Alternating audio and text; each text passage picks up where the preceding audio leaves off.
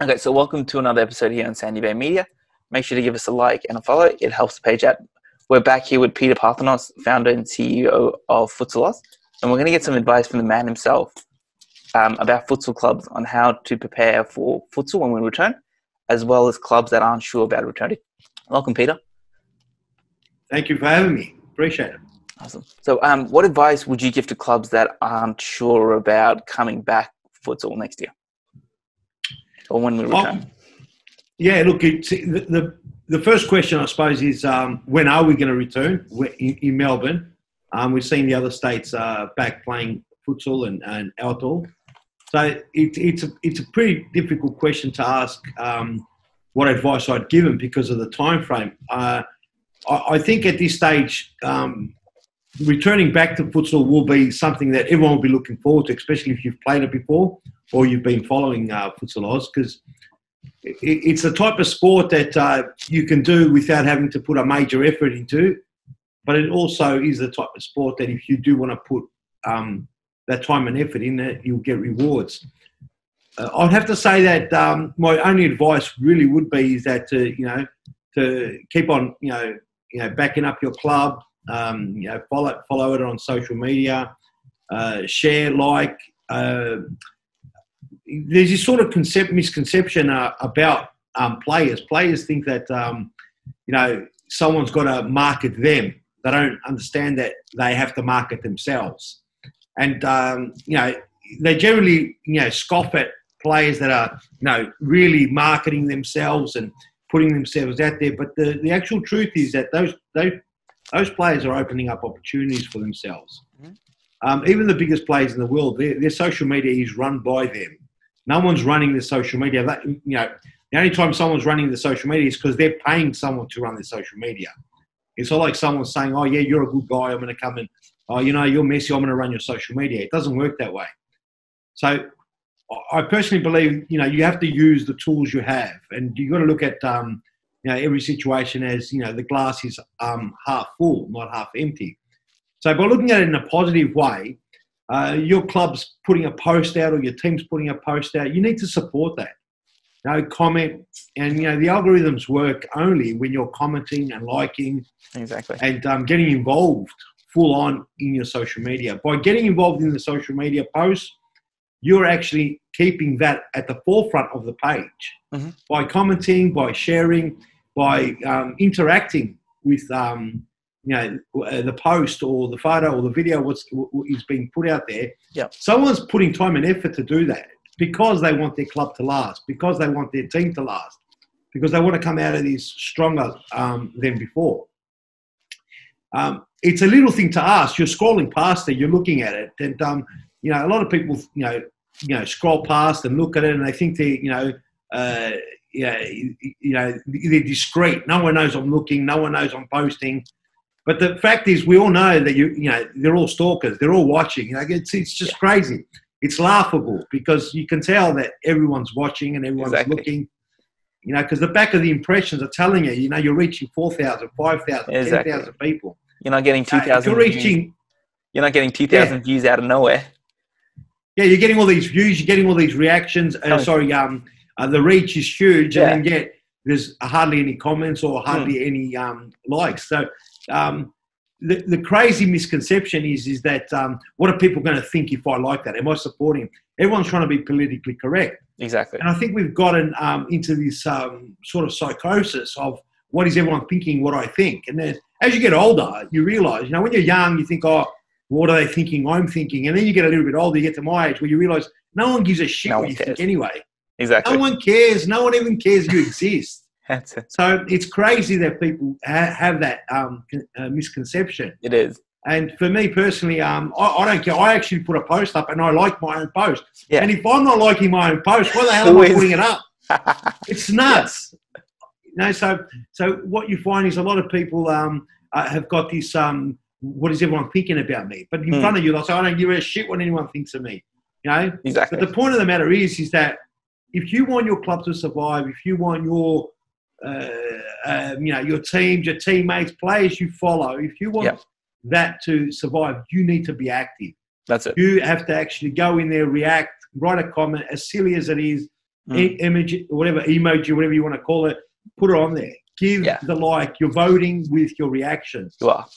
And you that enables you and your club to get, and it gives the confidence to the administrator, whoever it is, gives them a confidence to say, I'm not wasting my time. No. So this is a passion of mine, and I keep this passion alive because I get that energy from you guys. That's it. And I talk about this to people that know me. I talk about this Wi-Fi energy we have. Yeah. We're not taught this at school. We're basically, you're scoffed at if you think this, but we all have this energy. Now, I can feel the energy without you being there. It's crazy, So there's a lot of times where we put posts up and they've had very little reactions, but I know, I have that feeling. Yeah. This is breaking ground. This is awesome stuff. Oh, yeah. And you can see that because there's a flow-on effect after that. And then you get the copycats, people copying, which is the ultimate. It is the actual ultimate compliment. No, so I don't know if I've answered your question, but the point of the matter is, if you want to, the only advice I'll give to people that are wanting to return to futsal or even football, obviously futsal is better than football in my opinion. So you've got to support your clubs. You've got to support the posts that they're putting out there. Exactly. You've got to put your own posts. If there's a show out there, share it. If there's a game, share it. What are you worried about? If people don't like what you're putting on your wall, they're not your mates anyway. They're idiots. No. I completely agree with you. I don't like a lot of things my friends put on the wall either. But what? No, I agree to disagree, and I respect their opinion. That's it. It's humanity. Exactly. Where's that gone? Exactly. And I completely agree with you say that. I mean, I've seen it on my end where I put posts and things, we get very little reaction, but people are watching it, people are seeing it, and I think the biggest thing I have is one person from one club that might not like it because it's a club that they're not playing at. But at the end of the day, we're all in this together. We're all in a football community. It doesn't matter who's where and what's this. It doesn't matter with our rival clubs. It's all about supporting one another. And absolutely. And just to further, what keeps you motivated to keep on going? You feel there's some energy that keeps you going. You don't know what it is. Yeah. It's all around us. It's somewhere, but yet you can feel it. And, we've lost that spirituality of that feeling. So you know what you're doing. I know what I'm doing. I feel it. We keep on posting. Yeah. We keep on sharing. And we know deep down this is, impacting lives in positive ways. Exactly. It's just that, people are just too embarrassed or whatever the case may be. They've been, brainwashed to think that, if I like it, people are going to see it. Why are you liking that? No one cares, mate. No one cares about you. Everyone's just worried about themselves. Because think about it, right? Yeah. Go into your own body and think about it. You're constantly you're evaluating yourself. You're constantly appraising it. You're looking at what you're doing. You're looking at shouldn't have done it, or maybe you should have done it. It's always about me. Where's the time about him? It's not there. No. So people are completely thinking that social media should be supported. People should support each other. It's social. Of course, if you don't like it, understand. Don't like it. It's fine. Yeah. It comes to an old analogy I heard a little while ago. It's when we were in high school and we had to get up and do a speech, and we were ridiculously fearful of what everyone was going to think. No one cares. No one cared about you getting up and doing a speech. It's a little bit like that. No one cares. Yep. Yeah. Well, you've got 20 kids in that class. Everyone's just worried about themselves. Exactly. And that's the same thing as same thing. And I was saying this to Hannah last night. I'm like, look, you're doing a fantastic job. I don't care what anyone else thinks of. They can have their opinions. You're just doing an amazing job. Just keep it up. And it's just a little bit of what I've done here. I really don't care what other people think. That's fine. Just great. You're doing a great job, mate. Honestly, I think you're doing a great job. We need more leaders like yourself. You're a leader in your field. Be confident in what you're doing. Don't worry what anyone thinks of what you're doing, mate. Because honestly, if I cared what people thought what I'm doing, I would have been still working in logistics. I would have been, my old previous job. Yeah. I'm doing stuff that I love. Of course, now we've been, stumped right now. Yeah. We're almost 5 months with 0 customers. Yeah. And we've been closed for 5 months. So, even that, it's a reset for us. So, you've got to look at what the silver lining is. Exactly. I know sometimes it's hard to do that. No, it is. It definitely is. I know I've heard a lot of people it's either, I've seen in this COVID period, it's either in two votes. Either people are really proactive and figuring out ways and things to do it, or they're in the opposite end and they're just trying to just take some time to themselves and reorganize. So there's always something to do. But no, I completely agree. Because when I started, there's a lot of things I've done where people thought I was just, absolutely off my head. And now it's just like, well, if I didn't do those things, it's a good sign. Yeah. It's a good sign, because most people go for a school and a curriculum to identify people that aren't conforming or are not following, the production line.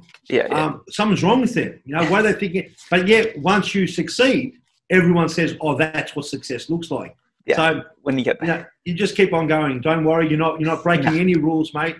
So yeah, I'm loving it. Thanks, man. Yeah, because I remember when I was doing it, everyone's like, "Just pick a lane, pick women's football, pick outdoor, stick to it, stick on Victoria, do one thing, do your interviews, do this." I'm like, no, end of the day, I have a bigger picture for what I want to do. It's not just one lane. I've got clear goals. I'm like, yeah. You feel it. You do. And now you can't even describe it properly. No, you can't. It's crazy. Yeah. And now we've gone into this lockdown and I'm doing so much when others aren't doing too much. And it's like, this is why. And just making the most of it. Anyways, I think we just got completely sidetracked there. That's all right, mate. I'm gonna have to rename this episode, but it's gonna work. Just call it the froth episode, full of froth. That's fine, man. I've got so many things coming out. This will be one of many. This works perfectly in there. Okay. While I've still got you, what would you say to someone like myself that's probably in the opposite position that I'm in an opposite mindset? You're saying someone that's in two minds that hasn't kicked it off, wants to do it. Yeah, or have been hit by COVID and they've just gone, well, I've been doing all this stuff and now COVID's kicked in. Now it's a setback. The first thing I'll say is you've got to forget about being a perfectionist. Perfectionists never do much. They're the major procrastinators because they're waiting for the perfect opportunity. Yes. So, when you create most of the great software we're using right now, whether it be Zoom or, social media that we're using or anything you can think of, they were always released, especially in the very early days. They're always released, not completed. No. And, people like us who use this software, we debugged it for them. We found the problems. We reported problems. We said this doesn't work. This link doesn't. There's a crash in this area. Yeah. We're the ones that actually debug that. Now, if all these software developers and owners of software companies released software only when it was perfect, they wouldn't have released it. Would be still 30 years behind. Yeah. So the thing is, you've got to fall over, you've got to trip over, you've got to make mistakes, and if people aren't laughing at you, if people aren't teasing you, you're doing something wrong. Because the system is designed, you'll go to school, designed to point people out that aren't following or towing the line. I completely agree. But yet we hang our hats on all the people that didn't do that. Yeah. Like when you look at, people like Steve Jobs, do you know what I mean? He became a legend once he died. Exactly. But all through his life, he was laughed at. Yeah. He was considered a nut. Because the system, does that. And especially in the Western world, you don't stay in your lane and you sort of zigzag around. You're considered loopy. Exactly. You'd be crazy. But it's actually the way to go. It's the way to go. And as long as you're ethical, you've got morals, and you're not stepping over people's feelings as far as serious feelings. Like some people's feelings are pretty soft. So as long as you have your morals in place, you've got to go for it and you've got to give it a crack. And if you don't, you're going to die wondering what if I did that? What if I didn't do that? And I would have to say the biggest major problem is that it's the belief system. You've got to be able to tap out any negativity. Yeah. Negativity is going to be there, but it's your job to get past that, to push it aside and say, no, I'm going to be persistent. Yeah. And there's no such thing really as failure. It's only people giving up. It is. That's the ultimate failure. People giving up. That's when failure kicks in. Completely agree there. And I think I was talking to someone the other day, and I was like, my biggest and my greatest teacher has been failure.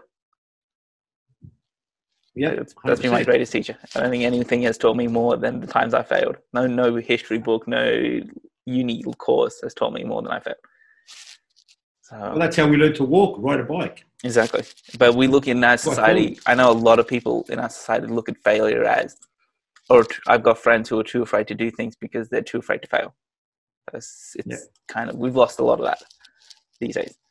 But honestly, I feel a change in the wind. I feel a change in the air. Yeah. I think what's happened with this coronavirus is giving us the opportunity to reset. Yes. The new normal isn't the new normal that we're getting told. No. The new normal is now connecting with your spirituality. Yeah. About tapping into other leaders. And the leaders aren't people that have been put in positions of power. Yeah. Leaders are leaders in the community, leaders in their household, leaders, in their business. And, these leaders, people are looking up to people right now. They're looking for that confidence. They're looking for men and women that, have that Wi-Fi, that energy that could spread out. At the moment, with what's going on, there's just a massive fear and, a major shift in consciousness of, we're helpless. The truth is, a lot of people think, what can we do about it? The answer is a lot. What you can do about it is first, look within yourself, lift yourself, believe in yourself. And it's contagious. It is. It really is. And, there are certain powers to be that don't want you to know that. They don't want this energy to be readily available. It's for free, by the way. Yeah. And by you impacting people in positive ways and spreading that energy, you become the leader. And then what you're doing, your aim is to create other leaders. Exactly. And by doing that, then all of a sudden there's this new shift of consciousness. And I actually think the future is going to be unbelievable. I think the future won't be as scary as what people think with fear and all these possibilities of it being, a world filled of fear. I think it'll be quite the opposite, because this is an opportunity. People now can connect with their spirituality. And I'm not talking about religion. I'm talking about something that is far beyond, our comprehension, or most people's comprehension at the moment. So I don't know if I'm getting too deep here, but this is important right now. But, we are the example for the world, what's happened here in Melbourne. Yeah. And we've got some powerful, strong leaders that pretty much have zero titles. So titles mean jack. Yeah. They mean nothing. If you're a leader in your community, if people can look up to you, there are people struggling right now. Exactly. Really, really struggling, finding it really hard to, get up out of bed in the morning. And frankly, they don't see a positive future. So the leaders in our community, and there's some young leaders coming out, 16, 17-year-old, 18-year-old leaders. There are leaders my age. There are leaders a bit older. These people, they are slowly starting to step up. And, that energy is contagious. You cannot stop this change of consciousness that's coming out. No. And the whole world's looking at Melbourne now. Yeah. The whole world's looking at Melbourne. And, you know what? More power, more energy to be spread by these beautiful people that have been chosen here in Melbourne. Exactly. I think what you just mentioned about resetting, that sums it up there. It's an opportunity rather than being fearful of what's going on. I think, it's perfect timing as well. It's just things need to reset. But the way we do things, we need to look at it, and we've looked at things that we thought that were never possible. Working from home, a lot of industries weren't prepared to do that, and we can see, okay, we can do this. We don't need to be at work all the time. Even certain parts of education can be focused at home. So it's a good way to, Absolutely. And you know what? The beauty about this is that, me and you are communicating, miles away, and we're talking to each other through Zoom, but we can feel each other's energy. And, the people that are watching this right now, that energy is, going out further and further and further, which is uplifting. It's the energy we need. We need to look at the glass as half full. There are always going to be negative stories, but within every negative story, you can pretty much look at what's the positive, what can we take out of this, how can we improve, what's the message we need to tell our kids, because you know, all of us have thought about giving up at some stage, but then we notice who's watching. You know, we've got kids, we've got young people that look up to us. You know, so we need to keep, you know, flying that flag. You know, so I think it's a very exciting time. I think, you know, all leaders that are listening to that, you know, and you're not a leader through title. That's bullshit. You're a leader because you feel it. There's something within you. Exactly. You feel this. And to all the leaders out there, you've chosen this moment. You've asked for this moment. It's here now. You know, it's here, this moment. We've all asked for this moment. How crazy it sounds. It's that old saying, you lead by example. Which is hard to do. It is. But it's important to always keep trying. That's it. And that's why. All right, Peter, thank you for your time. We're going to have to wrap it up here now. Otherwise, we'll be here all afternoon talking about everything. No worries, mate. Thanks, Peter. Enjoy.